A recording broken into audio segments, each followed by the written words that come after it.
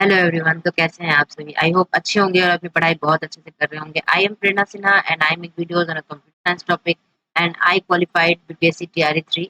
और आज की वीडियो में जो टॉपिक हम लोग डिस्कस करने वाले हैं उसमें हम मोस्ट इंपॉर्टेंट एमसीक्यूज देखेंगे, जो जो क्वेश्चंस आप टीआरई 4 के कंप्यूटर साइंस एग्जामिनेशन में एक्सपेक्ट कर सकते हो।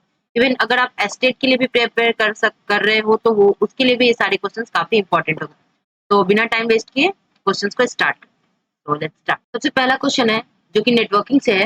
What is the default port number for HTTP hyper text transfer protocol के लिए जो डिफॉल्ट पोर्ट नंबर होता है वो क्या होता है? 21, 25, 80 या फिर 110? करेक्ट आंसर होगा 80। ठीक है। पोर्ट नंबर से क्वेश्चन टीआरई 1 2 3 में तो नहीं थे, लेकिन इंपॉर्टेंट टॉपिक है। पोर्ट नंबर से क्वेश्चन रहते हैं बाकी एग्जामिनेशन में, तो आप एक्सपेक्ट कर सकते हो। अगला क्वेश्चन है which data structure uses LIFO last in first out? आपके ऑप्शंस हैं Q, tree, stack, graph. LIFO concept कौन सा डेटा स्ट्रक्चर यूज करता है? Correct answer will B stack. Like जो प्लेट्स होते हैं वो हो गया, या टेप, टेप के ऊपर टेप अगर हम रखते हैं तो हो गए। तो ये सारे स्ट्रक्चर जो लास्ट इन होता है वो सबसे पहले आउट भी होता है, तो यही जो कॉन्सेप्ट होता है वो स्टैक में भी यूज होता है। ओके, चलिए अगला question. Which of the following is not a relational database? DBMS से क्वेश्चन आ गया कि इसमें से कौन सा है जो आरडीबीएमएस नहीं है? माई एसक्यूएल, ओरेकल, मोंगोडीबी या post SQL? The correct answer will B MongoDB. ठीक है, मोंगोडीबी नो डीबीएमएस होता है। अगला क्वेश्चन देखते हैं। What is the time complexity of binary search? Time complexity, space complexity से भी क्वेश्चंस होते हैं। बाइनरी सर्च का टाइम कॉम्प्लेक्सिटी क्या होता है? ऑप्शंस आप ध्यान से देखेंगे, O log N, O N log N. Correct answer will be O log N. Next question देखते हैं। Which protocol is used to send email? Networking से है फिर से अगला सवाल। ऑप्शन है आपके POP3, FTP file transfer protocol, या फिर सिंपल मेल ट्रांसफर प्रोटोकॉल, या फिर IMAP। Correct answer will be simple mail transfer protocol. अगला सवाल देखते हैं। Which logic gate gives output 1 only when all inputs are 1? Logic gate से भी क्वेश्चन थे। टीआरई 1 में तो भर भर के थे, टीआरई 2 में भी थे लॉजिक गेट से काफी क्वेश्चन। आपके ऑप्शन है और गेट, एंड गेट, नॉट या फिर XOR gate. Correct answer will be and gate. अगला सवाल देखते हैं। Which C++ feature allows the same function name to operate on different data type? Option है आपके इनहेरिटेंस, ओवरलोडिंग, इनकैप्सुलेशन या एब्स्ट्रैक्शन। कौन सा C++ का फीचर है जो अलाउ करता है कि फंक्शन नेम सेम हो ऑपरेट करने के लिए अलग अलग डेटा टाइप पे? करेक्ट आंसर होगा ओवरलोडिंग। अगला सवाल देखते हैं। Which scheduling algorithm gives the minimum average waiting time? FCFS, shortest of first, round robin या फिर प्रायोरिटी शेड्यूलिंग? कौन सा शेड्यूलिंग जो होता है मिनिमम एवरेज वेटिंग टाइम देता है? The correct answer will B shortage of first. अगला सवाल देखते हैं। कंपाइलर कन्वर्ट्स, ट्रांसलेटर से क्वेश्चंस थे टीआरई 1 2 दोनों जगह। असेंबलर, कंपाइलर, ट्रांसलेटर, असेंबलर, ये सब क्या होते हैं? ये बहुत ही इंपॉर्टेंट है। एनसीईआरटी से बेस्ड ये रहते हैं क्वेश्चन। एनसीईआरटी का चैप्टर 1 फंडामेंटल जो है वो बहुत ही अच्छे से मैंने प्रीवियस वीडियोस में डिस्कस कर रखा है। अगर आपने नहीं देखा है तो प्लीज आप उसको देखना, क्योंकि टीआरई 2 में 1 में हर जगह से एनसीईआरटी से क्वेश्चन थे, बहुत सारे क्वेश्चन थे। तो एनसीईआरटी को छोड़िएगा मत। और नहीं अगर अभी तक वो वीडियो देखी है तो लिंक में डिस्क्रिप्शन में उसका लिंक होगा, वो प्लीज जाके आप देखिए। आपके ऑप्शन है low level to high level to machine code, assembly to binary या फिर कोड टू एल्गोरिथम। कंपाइलर क्या कन्वर्ट करता है?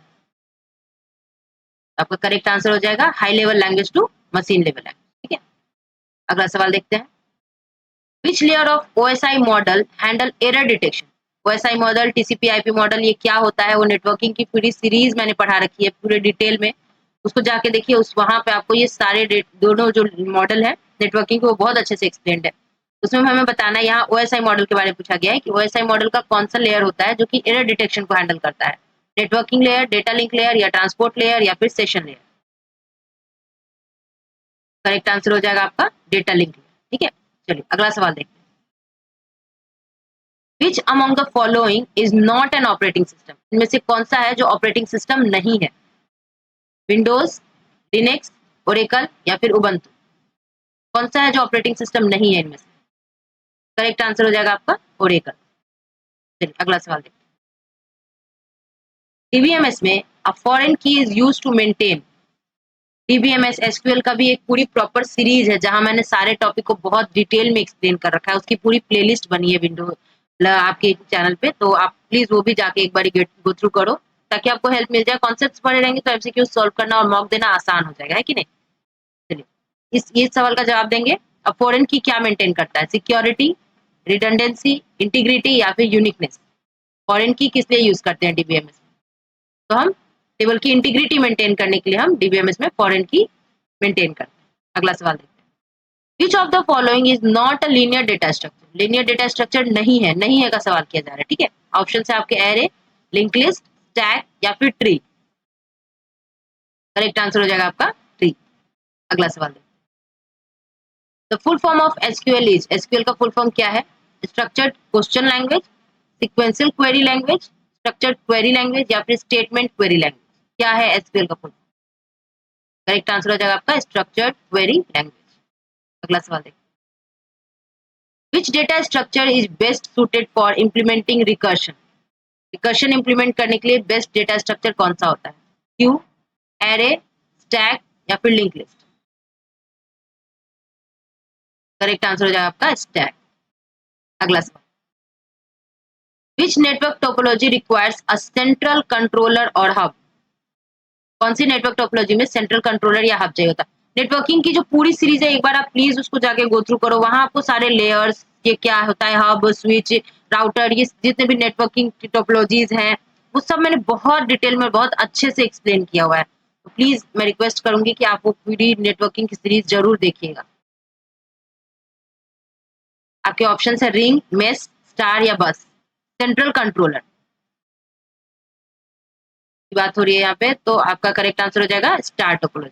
ठीक है, चलिए अगला सवाल देखते हैं।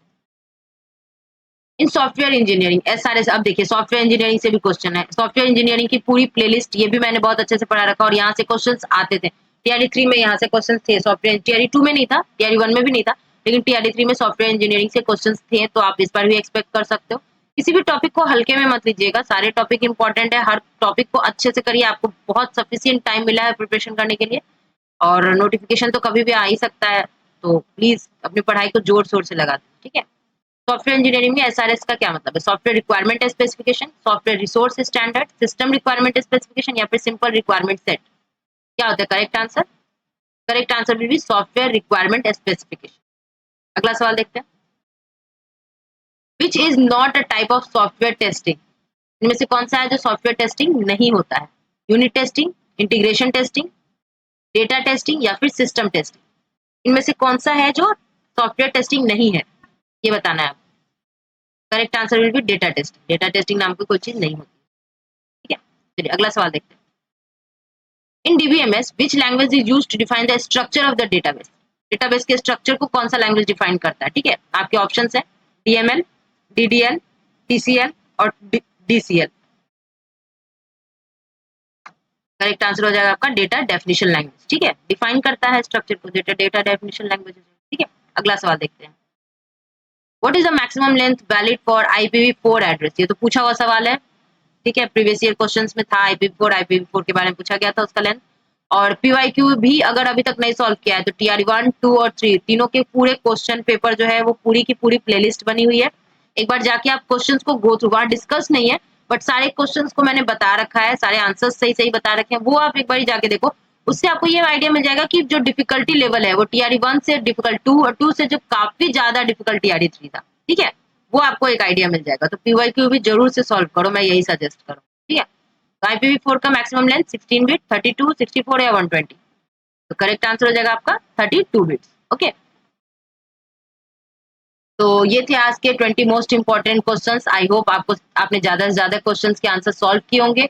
और अगर वीडियो में यहाँ तक आए हैं तो प्लीज वीडियो को लाइक कर दो, चैनल को सब्सक्राइब करो और जितने भी आपके नॉन एस्पिरेंट्स हैं जो एस्टेट देने वाले हैं या TRE 4 को टारगेट कर रहे हैं कंप्यूटर साइंस के लिए, उनके साथ वीडियो को प्लीज शेयर करो ताकि मैक्सिमम लोगों की हेल्प हो सके और ज़्यादा से ज़्यादा लोग एग्ज़ाम को क्वालीफाई कर सकें। All the best for you.